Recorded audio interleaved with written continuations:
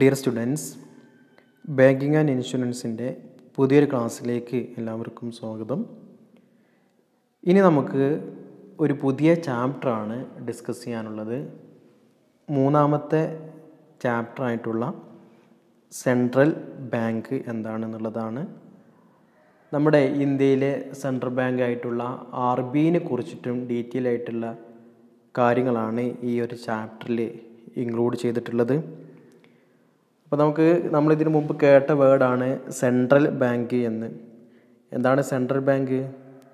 ഒരു രാജ്യത്തിൻ്റെ ഏറ്റവും അപ്പെക്സ് ആയിട്ടുള്ള അല്ലെങ്കിൽ highest authority in the field of ബാങ്കിങ്ങിൽ ഏറ്റവും ഹയസ്റ്റ് ആയിട്ടുള്ള അതോറിറ്റിയാണ് സെൻട്രൽ ബാങ്ക് എന്ന് പറയുന്നത്. അതായത് ഒരു രാജ്യത്തിലെ മോണിറ്ററി പോളിസി എങ്ങനെ ആയിരിക്കണം അല്ലേ, അതോടൊപ്പം തന്നെ കറൻസി എങ്ങനെ ഇഷ്യൂ ചെയ്യണം, അതിനെന്തൊക്കെ ബാക്കപ്പ് വെച്ചിട്ടാണ് കറൻസി ഇഷ്യൂ ചെയ്യേണ്ടത്, ഇൻഫ്ലേഷന് ഡീഫ്ലേഷൻ ഉണ്ടാകുന്ന സമയത്തൊക്കെ എന്തൊക്കെ ചെയ്യണം, ബാങ്ക്സ് ചെയ്യേണ്ടതും ചെയ്യേണ്ടാത്തതുമായിട്ടുള്ള കാര്യങ്ങൾ പറയുന്നത്, ഇൻട്രസ്റ്റ് റേറ്റ് എത്രയായിരിക്കണം എന്നിങ്ങനെയുള്ള നിരവധി കാര്യങ്ങൾ, ബാങ്കിൻ്റെ എല്ലാ കാര്യങ്ങളും നിയന്ത്രിക്കുന്നത് ബാങ്കിങ് റെഗുലേഷൻ ആക്ടിനോടൊപ്പം തന്നെ റിസർവ് ബാങ്ക് ഓഫ് ഇന്ത്യയാണ് അല്ലേ. നമ്മുടെ ഇന്ത്യയിലാണെങ്കിൽ റിസർവ് ബാങ്ക് ഓഫ് ഇന്ത്യയാണ്. അങ്ങനെ ഓരോ രാജ്യത്തിനും അവരുടേതായിട്ടുള്ള ഒരു അപ്പെക്സ് ബാങ്ക് ഉണ്ടാവും, അൾട്ടിമേറ്റ് അതോറിറ്റി ഉണ്ടാവും. അതാണ് സെൻട്രൽ ബാങ്ക് എന്നുകൊണ്ട് ഉദ്ദേശിക്കുന്നത്. സെൻട്രൽ ബാങ്ക് എന്ന് പറഞ്ഞു കഴിഞ്ഞാൽ അപ്പെക്സ് അതോറിറ്റി ആണ് ഒരു ബാങ്കിങ് സിസ്റ്റത്തിൽ. നമുക്ക് ജസ്റ്റ് എന്താ നോക്കാം. Every country as A central bank which is the supreme monetary authority of that country. എല്ലാ രാജ്യത്തിനും ഒരു സെൻട്രൽ ബാങ്ക് ഉണ്ടാവും. ആ രാജ്യത്തിൻ്റെ സുപ്രീം മോണിറ്ററി അതോറിറ്റി ആയിരിക്കും ഏത്? ആ central bank. It is A public organisation that usually issues the currency. Public institution ആയിരിക്കും, ഓർഗനൈസേഷൻ ആയിരിക്കും. അവരെന്ത് ചെയ്യുന്നുണ്ട്? കറൻസി ഇഷ്യൂ ചെയ്യും. റെഗുലേറ്റ്സ് മണി സപ്ലൈ എന്ത് ചെയ്യും? റെഗുലേറ്റ് ചെയ്യും. ഇൻഫ്ലേഷൻ ഉണ്ടാകുന്ന സമയത്തും ഡീഫ്ലേഷൻ ഉണ്ടാകുന്ന സമയത്തും വേണ്ട നടപടിക്രമങ്ങൾ ചെയ്യും.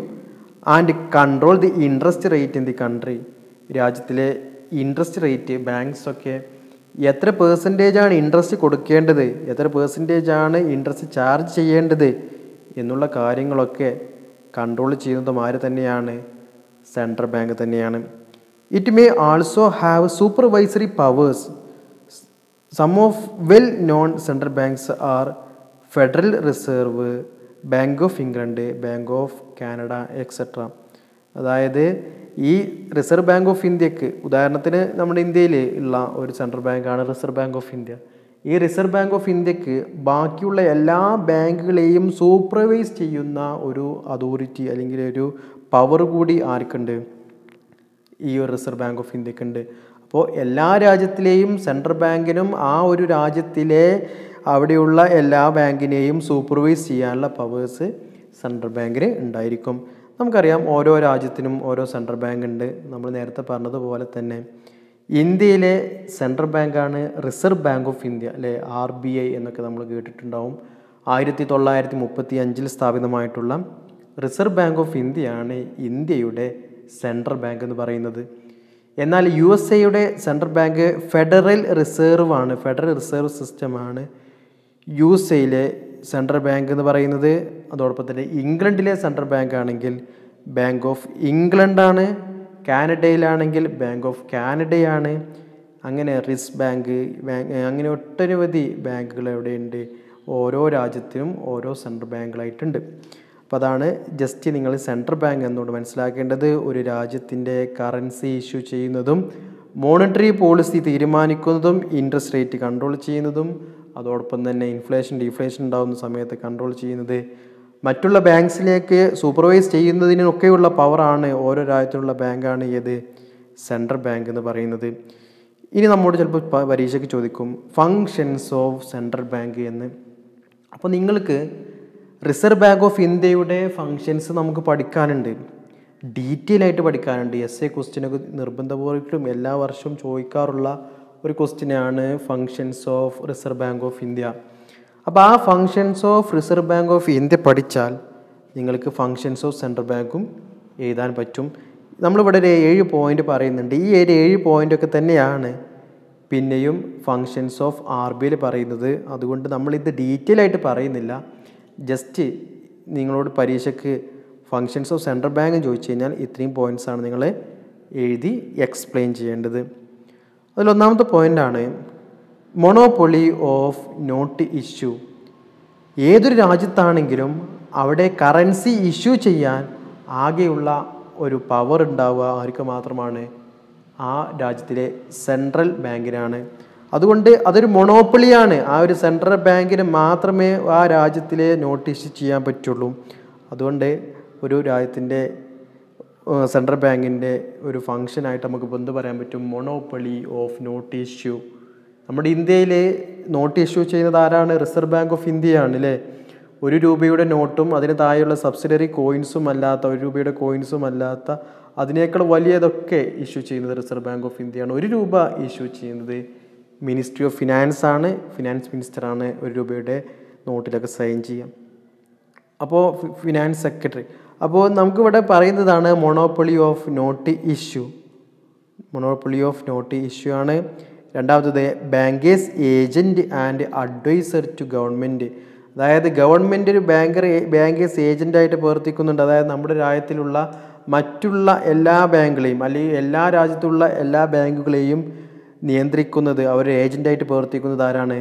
ആ രാജ്യത്തിലെ സെൻട്രൽ ബാങ്കാണ്. And adviser to government. ഗവൺമെൻറ്റിന് വേണ്ട വിധത്തിലുള്ള അഡ്വൈസും കാര്യങ്ങളും ഒക്കെ നിർദ്ദേശങ്ങളും കൊടുക്കുന്നത് ആരാണ്? ആ രാജ്യത്തിലെ സെൻട്രൽ ബാങ്കാണ്. അതാണ് രണ്ടാമത്തെ പോയിന്റ് പറയുന്നത്. Bankers agent and adviser to government. ബാങ്കുകളുടെ ഏജൻ്റായിട്ടാണ് ആ രാജ്യത്തിലെ സെൻട്രൽ ബാങ്ക് പ്രവർത്തിക്കുന്നത്. അതോടൊപ്പം തന്നെ ഗവൺമെൻറ്റിന് വേണ്ടിയിട്ടുള്ള അഡ്വൈസും ആര് കൊടുക്കുന്നുണ്ട്? സെൻട്രൽ ഗവൺമെൻറ് കൊടുക്കുന്നുണ്ട്. മൂന്നാമത്തതാണ് custodian of cash reserves of commercial bank. നമുക്കറിയാം കൊമേഴ്ഷ്യൽ ബാങ്ക്സ് ഇപ്പോൾ ഇന്ത്യയിലാണെങ്കിൽ കൊമേഴ്ഷ്യൽ ബാങ്ക്സിൻ്റെ certain percentage of time and demand liabilities CRR എന്ന പേരിൽ, ക്യാഷ് റിസർവ് റേഷ്യോ എന്ന പേരിൽ എന്ത് ചെയ്യണം? RBI നിക്ഷേപിക്കണം. അതായത് ആ ബാങ്കിൻ്റെ ടൈം ആൻഡ് ഡിമാൻഡ് ഡെപ്പോസിറ്റിൻ്റെ certain percentage RBI reserve bank of ഇന്ത്യയിൽ എന്ത് ചെയ്യണം? വെക്കണം. അതാണ് ക്യാഷ് റിസർവ് റേഷ്യോ. ഇനി അതത് ബാങ്കിൽ തന്നെ സൂക്ഷിക്കേണ്ട സ്റ്റാറ്റ്യൂട്ടറി ലിക്വിഡിറ്റി റേഷ്യോ ഒക്കെ ഉണ്ട്. അങ്ങനെയൊക്കെ കീപ്പ് ചെയ്യുന്ന ഒരു ഡ്യൂട്ടി ആർക്കുണ്ട്? ഓരോ സെൻട്രൽ ബാങ്കിനും ഉണ്ട്. അപ്പോൾ നമ്മുടെ ഇന്ത്യയിലെ കാര്യമാണെങ്കിൽ റിസർവ് ബാങ്കാണ് സൂക്ഷിക്കുന്നത്. ബാക്കിയുള്ള ഓരോ രാജ്യത്തിൻ്റെയും ബാങ്കുകളുടെ റിസർവ് കീപ്പ് ചെയ്യുന്ന ഒരു ഡ്യൂട്ടി ആർക്കുണ്ട്? ഇത്തരത്തിലുള്ള സെൻട്രൽ ബാങ്കിനുണ്ട് എന്നുള്ളതാണ്. നാലാമത്തതാണ് ലെൻഡർ ഓഫ് ലാസ്റ്റ് റിസോർട്ട്. അതായത് നമുക്ക് ഏതൊരു ബാങ്കിൽ നിന്ന് ലോൺ കിട്ടിയാലും അല്ലെങ്കിൽ ഏതൊരു സ്ഥാപനത്തിൽ നിന്ന് ലോൺ കിട്ടിക്കഴിഞ്ഞാലും അതിനൊരു പരിധിയുണ്ട് അല്ലേ. ഇനി അവസാനം നമുക്ക് ചെന്ന് ചോദിക്കാൻ പറ്റുന്ന അല്ലെങ്കിൽ നമ്മുടെ ഫിനാൻസിൻ്റെ അവസാന കണ്ണി എന്ന് പറയുന്നത് ഏതാണ്? റിസർവ് ബാങ്ക് ഓഫ് ഇന്ത്യ ആണ്. അതിൻ്റെ അപ്പുറത്തേക്ക് പോയിട്ട് നമുക്ക് എന്ത് ചെയ്യാൻ കഴിയില്ല? ഒരു ലോണോ അല്ലെങ്കിൽ മറ്റുള്ള കാര്യങ്ങളൊന്നും കിട്ടില്ല. അപ്പോൾ ബാങ്കുകളിൽ ലോണൊക്കെ എടുക്കുന്ന എവിടെ നിന്നായിരിക്കും? Reserve bank of India. ഇന്ത്യയിലാണെങ്കിൽ റിസർവ് ബാങ്ക് ഓഫ് ഇന്ത്യ. അതായത് ഓരോ രാജ്യത്തെയും ബാങ്കുകൾ ലോൺ എടുക്കുന്നത് ആ രാജ്യത്തിലെ സെൻട്രൽ ബാങ്കുകളിൽ നിന്നായിരിക്കും. അതാണ് ലെൻഡർ ഓഫ് ലാസ്റ്റ് റിസോർട്ട്. അതിൻ്റെ അപ്പുറത്തേക്ക് പിന്നെ ഒരു ഇൻസ്റ്റിറ്റ്യൂഷൻ ഇല്ല. അതാണ് അവിടുത്തെ ഏറ്റവും അവസാനത്തെ കണ്ണി എന്നുള്ളതാണ് അതുകൊണ്ട് അർത്ഥമാക്കുന്നത്. മറ്റൊന്നാണ് custodian of nations reserve of international. അതായത് നാഷണൽ റിസർവ്സ് ഒക്കെ നമ്മുടെ രാജ്യത്തിൻ്റെ എല്ലാ റിസർവ്സും ഒക്കെ സൂക്ഷിക്കുന്നത് റിസർവ് ബാങ്ക് ഓഫ് ഇന്ത്യയാണ്. അതേപോലെ തന്നെ ഓരോ രാജ്യത്തിൻ്റെയും റിസർവ്സ് സൂക്ഷിക്കുന്ന ഒരു ബാധ്യത ആർക്കുണ്ട്? ഫങ്ഷന് ആർക്കുണ്ട്? സെൻട്രൽ ബാങ്കിനുണ്ട് എന്നാണ്. മറ്റൊന്നാണ് clearing house function. Clearing house function എന്ന് പറഞ്ഞു കഴിഞ്ഞാൽ നമ്മൾ സാധാരണ ഒരു ബാങ്ക് ഒരു ചെക്ക് ഇഷ്യൂ ചെയ്ത് കഴിഞ്ഞാൽ അത് മറ്റുള്ള ബാങ്കിൽ നിന്നൊക്കെ എന്ത് ചെയ്യാൻ പറ്റും? ക്ലെയിം ചെയ്യാൻ പറ്റും. നമ്മൾ അതേ അക്കൗണ്ടിൽ നിന്ന് തന്നെ അല്ലെങ്കിൽ അതേ ബാങ്കിൽ നിന്ന് തന്നെയല്ല അല്ലെങ്കിൽ അതേ ഒരു ബാങ്കിൻ്റെ മറ്റൊരു ബ്രാഞ്ചിൽ നിന്നൊന്നുമല്ല പൈസ വിഡ്രോ ചെയ്യുന്നത്. അപ്പോൾ അങ്ങനെ ഒരുപാട് ബാങ്കുകൾ അങ്ങോട്ട് ക്യാഷ് കൊടുക്കാനുണ്ടാവും, ബാങ്കുകൾ പരസ്പരം അങ്ങോട്ടും ഇങ്ങോട്ടും ക്യാഷ് കൊടുക്കാനുണ്ടാവും. അങ്ങനെ അവർ സെറ്റിൽമെൻറ്റ് നടത്തുന്ന ഒരു സ്ഥലമാണിത് ക്ലിയറിംഗ് ഹൗസ്. ആ ക്ലിയറിംഗ് ഹൗസ് ഫംഗ്ഷനൊന്നും ഇപ്പോൾ കാര്യമായിട്ട് നടക്കുന്നില്ല, കാരണം ഇപ്പോൾ ഒക്കെ ഓൺലൈൻ ട്രാൻസാക്ഷനായി മാറിയിട്ടുണ്ട്.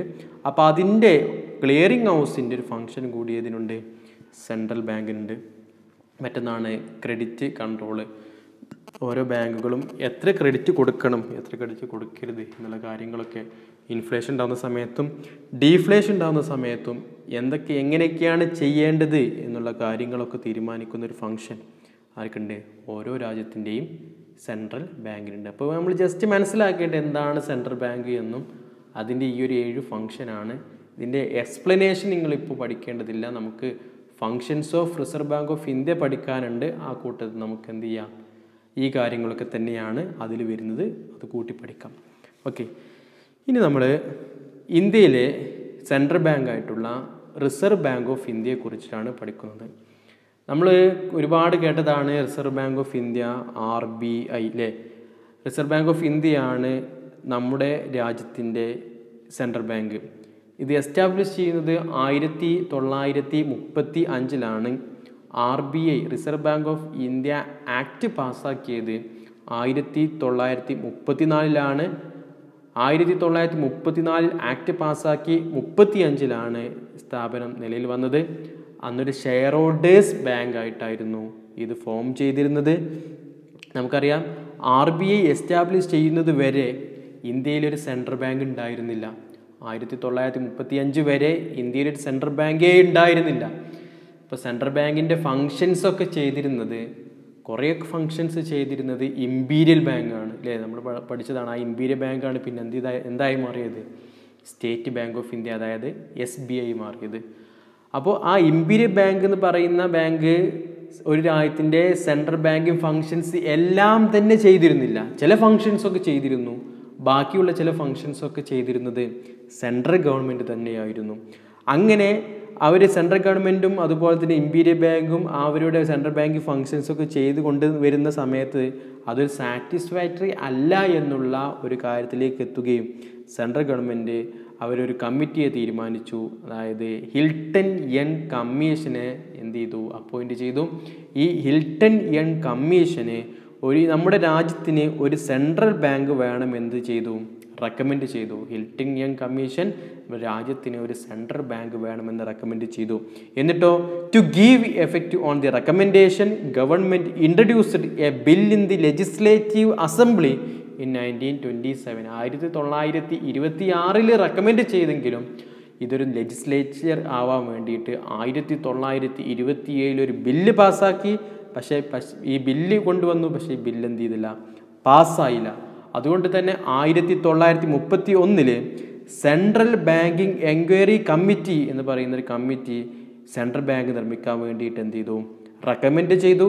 അതോട് കൂടിയിട്ട് 1933 വീണ്ടും ഒരു ബില്ല് പാസ്സാക്കി. ആ ബില്ല് പാസ്സാവുകയും ചെയ്തു എന്നുള്ളതാണ്. അങ്ങനെ അസംബ്ലി പാസ്സായി. RBI ആക്ട് 1934 പാസ്സാക്കി. 33 ബില്ല് പാസ്സായി. അങ്ങനെ reserve bank of India act 1934 പാസ്സാവുകയും 1935 April 1 reserve bank of India നിലയിൽ വരികയും ചെയ്യുന്നു എന്നുള്ളതാണ് അതിൻ്റെ ഹിസ്റ്ററി. ഈ റിസർവ് ബാങ്ക് ഓഫ് ഇന്ത്യ എന്ന് പറയുന്നത് നമ്മുടെ രാജ്യത്തിൻ്റെ മോണിറ്ററി സിസ്റ്റം ഒക്കെ കൺട്രോൾ ചെയ്യുന്ന, റെഗുലേറ്റ് ചെയ്യുന്ന ഒരു അതോറിറ്റിയാണ് ഏത്? Reserve bank of India.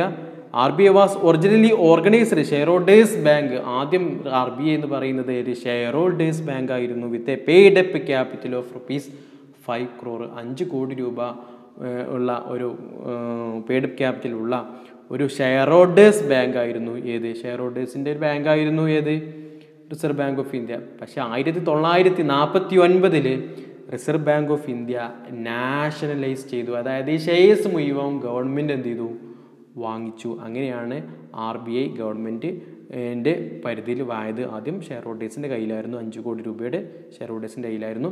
അതിൽ 100 രൂപയുടെ ഷെയറിനൊക്കെ 118 രൂപയൊക്കെ കൊടുത്തിട്ടാണ് എന്ത് ചെയ്തിട്ടുള്ളത്? ഗവൺമെൻറ് ഇത് വാങ്ങിയിട്ടുള്ളത്. അതോടൊപ്പം തന്നെ മറ്റൊന്നാണ് the organisation structure consist of central board and local board.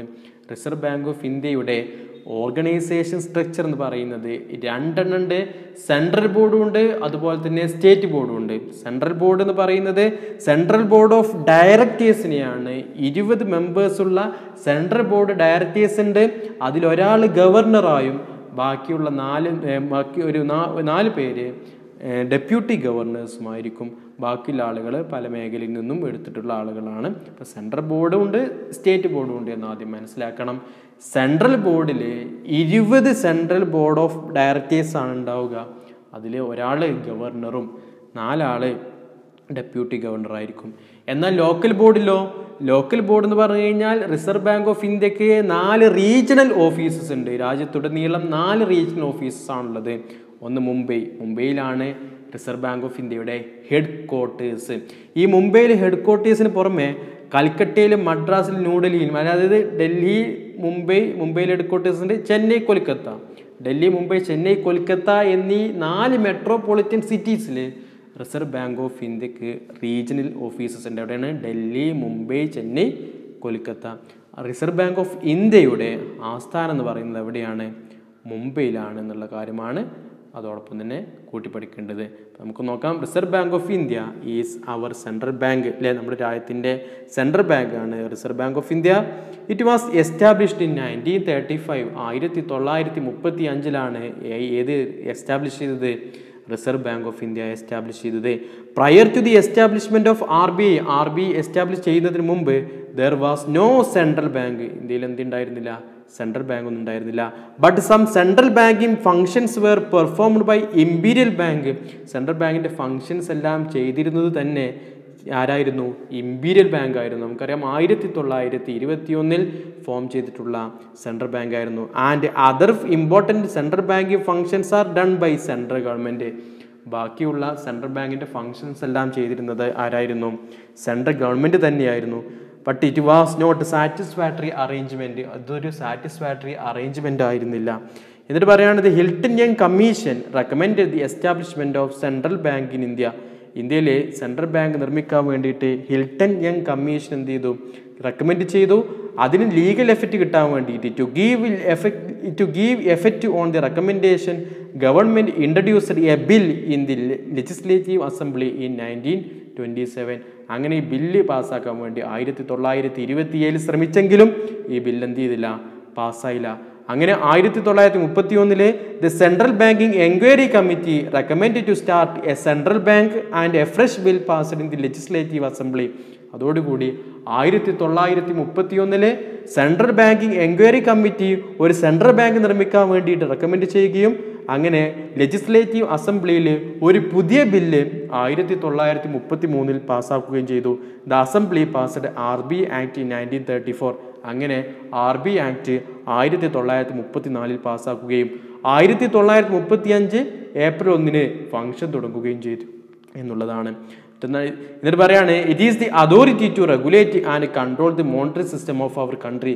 നമ്മുടെ രാജ്യത്തിലെ മോണിറ്ററി സിസ്റ്റം റെഗുലേറ്റ് ചെയ്യുകയും കൺട്രോൾ ചെയ്യുകയും അതോറിറ്റിയാണ് ഏത്? Reserve bank of India. The RBI was originally organised as share holders bank with a paid up capital of ₹5 crore. അതായത് RBI form ചെയ്തത് എങ്ങനെയാണ്? Share holders bank ആയിട്ടായിരുന്നു. 5 കോടി രൂപ പെയ്ഡ് അപ്പ് ക്യാപിറ്റലോട് കൂടിയിട്ട് ഷെയർ ഹോൾഡേഴ്സ് ബാങ്ക് ആയിട്ടാണ് RBI എന്ത് ചെയ്തത്? ഓർഗനൈസ് ചെയ്തത്. എന്നിട്ട് പറയാണ് the organisation structure consist of central board and local board. RBIയുടെ ഓർഗനൈസേഷൻ സ്ട്രക്ചറിൽ 2 കാര്യങ്ങളാണ് ഉണ്ടായിരുന്നത്. സെൻട്രൽ ബോർഡ് ഉണ്ടായിരുന്നു, സ്റ്റേറ്റ് ബോർഡ് ഉണ്ട്. അതിൽ സെൻട്രൽ ബോർഡിൽ ഉണ്ടാവുക the reserve bank of the affairs of RBI controlled by central board directors which consist of 20 members including 1 governor and 4 deputy governors. അതായത് സെൻട്രൽ ബോർഡിൽ ഉണ്ടാവുക സെൻട്രൽ ബോർഡ് ഓഫ് ഡയറക്ടേഴ്സ് ആണ്. 20 members ആണുള്ളത്. അതിൽ 1 ഗവർണറും 4 ഡെപ്യൂട്ടി ഗവർണേഴ്സുമാണ് ഉണ്ടാവുക.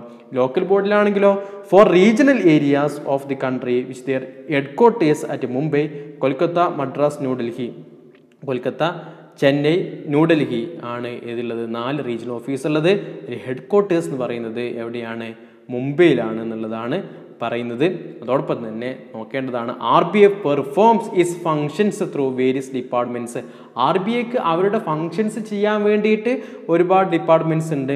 അതായത് കറൻസി ഇഷ്യൂ ചെയ്യാൻ ഇഷ്യൂ ഡിപ്പാർട്ട്മെൻ്റ് ഉണ്ട്, ബാങ്കിൻ്റെ കാര്യങ്ങൾ ചെയ്യാൻ ബാങ്ക് ഡിപ്പാർട്ട്മെൻ്റ് ഉണ്ട്, കറൻസി മാനേജ്മെൻറ്റിന് വേണ്ടി കറൻസി ഡിപ്പാർട്ട്മെൻ്റ് ഉണ്ട്, department of expenditure and budgetary control ഉണ്ട്, department of government and bank accounts ഉണ്ട്, ഇൻഡസ്ട്രിയൽ ഫിനാൻസ് ഡിപ്പാർട്ട്മെൻ്റ് ഉണ്ട്, അഗ്രികൾച്ചറൽ ക്രെഡിറ്റ് ഡിപ്പാർട്ട്മെൻ്റ് ഉണ്ട്, department of non banking companies ഉണ്ട്, ലീഗൽ ഡിപ്പാർട്ട്മെൻ്റ് ഉണ്ട്, ഇൻസ്പെക്ഷൻ ഡിപ്പാർട്ട്മെൻ്റ് ഉണ്ട്. ഈ ഡിപ്പാർട്ട്മെൻറ്റ്സ് ഒന്നും നിങ്ങൾ പഠിക്കേണ്ടതില്ല. RBI എന്ന് പരീക്ഷയ്ക്ക് ചോദിച്ചു കഴിഞ്ഞാൽ ഈ പറയപ്പെട്ട കാര്യങ്ങളൊക്കെ നിങ്ങൾ എന്ത് ചെയ്യണം, എഴുതണം. പിന്നെ RBIയുടെ ഫങ്ഷൻസ് ആണ് ചോദിക്കുന്നതെങ്കിൽ ഈ പറഞ്ഞ കാര്യങ്ങളൊക്കെയും അതോടൊപ്പം തന്നെ RBIയുടെ ഫങ്ഷൻസ് നിങ്ങൾ എഴുതണം. അപ്പോൾ ഈ RBIയുടെ ഫങ്ഷൻസ് നമുക്ക് അടുത്ത ക്ലാസ്സിൽ ഡിസ്കസ് ചെയ്യാം. ഈ കാര്യങ്ങൾ നിങ്ങൾ ശരിക്കും ശ്രദ്ധിക്കുക. സെൻട്രൽ ബാങ്ക് എന്താണെന്നും സെൻട്രൽ ബാങ്കിൻ്റെ ഫങ്ഷൻസും അതോടൊപ്പം തന്നെ റിസർവ് ബാങ്ക് ഓഫ് ഇന്ത്യയുടെ ഇൻട്രൊഡക്ഷനായിട്ട് പറഞ്ഞിട്ടുള്ള റിസർവ് ബാങ്ക് ഓഫ് ഇന്ത്യ എന്തായിരുന്നു, എങ്ങനെയാണ് റിസർവ് ബാങ്ക് ഓഫ് ഇന്ത്യ വന്നത്, അതിന് ഹിസ്റ്ററി അടക്കമുള്ള കാര്യങ്ങൾ നിങ്ങൾ പഠിക്കുക. ഓക്കെ, അപ്പോൾ ഇതിൻ്റെ ബാക്കി functions of reserve bank of ഇന്ത്യയുമായിട്ട് നമുക്ക് അടുത്ത ക്ലാസ്സിൽ കാണാം. അതുവരേക്കും താങ്ക് യു.